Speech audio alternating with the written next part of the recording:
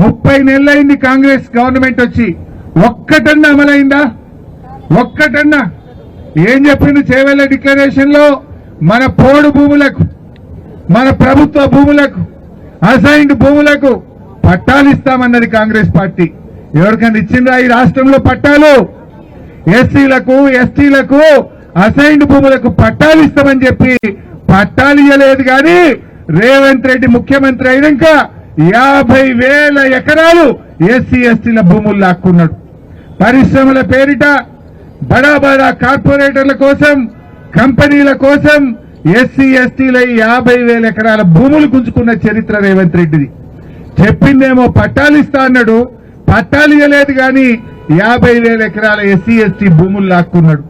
నా భూములు ఎందుకు లాక్కుంటావయ్యా అని మా లంబాడీలు తిరగబడితే బేడీలేసి జైళ్లలో పెట్టిన రేవంత్ రెడ్డికి మనమందరం గుణపాఠం చెప్పాల్సినటువంటి అవసరం ఉంది.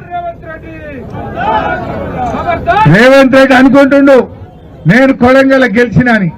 కొడంగల్ మా లంబాడీల ఓట్లతోనే గెలిచినావు బిడ్డ. ఆ లంబాడీలే నువ్వు బేడీలు వేసినావు, కానీ నిన్ను మర్చిపోము. నువ్వు వేసిన బేడీలు మర్చిపోము. తప్పకుండా ఈ లంబాడి బిడ్డలే రేపు కొడంగల్లో నీకు రాజకీయ సమాధి కట్టారని చెప్పి కూడా నేను హెచ్చరిస్తా ఉన్నా. అరే నువ్వు ఏం చేసినావు నాయన? 10వ తరగతి పాస్ అయితే 10,000 ఇస్తాను, ఇంటర్మీడియట్ పాస్ అయితే 15,000 ఇస్తాను, డిగ్రీ పాస్ అయితే 25,000 ఇస్తాను, పీజీ పాస్ అయితే ₹1,00,000 ఇస్తాను, పిహెచ్డీ చేస్తే 5 లక్షలు ఇస్తా అన్నావు. ఎవరికన్నా ఒక్క లంబాడి కన్నా ఇచ్చిండా? ఎంతమంది పిల్లలు ఈ సంవత్సరం 10వ తరగతి పాస్ అయింది? మన పిల్లలు ఇంటర్ ఎంతమంది పాస్ అయిండు?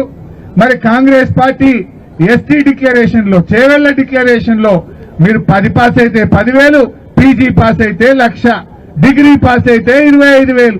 మరి ఒక్కరికన్నా ఇచ్చిందా? ఇవాళ ఒక్కరికి కూడా ఇయ్యలే. అదే చేవెళ్ల డిక్లరేషన్ లో ఏం చెప్పిండ్రు? 4 ఐటీడీఏలు కొత్తగా ఇస్తామన్నారు. మైదాన ప్రాంతాల్లో ఐటీడీఏలు పెట్టమన్నారు. కొత్త ఐటీడీఏ పెట్టలే గాని ఉన్న ఐటీడీఏలకు కూడా ₹1 కూడా ఇస్తలేడు. ఐటీడీఏలు అటుకెక్కినాయి, మూలకు పడ్డాయి, నిధులు లేక నిరసించిపోతున్నటువంటి పరిస్థితి ఇవాళ ఐటీడీఏల్లో ఏర్పడ్డది. మన కాంట్రాక్టులలో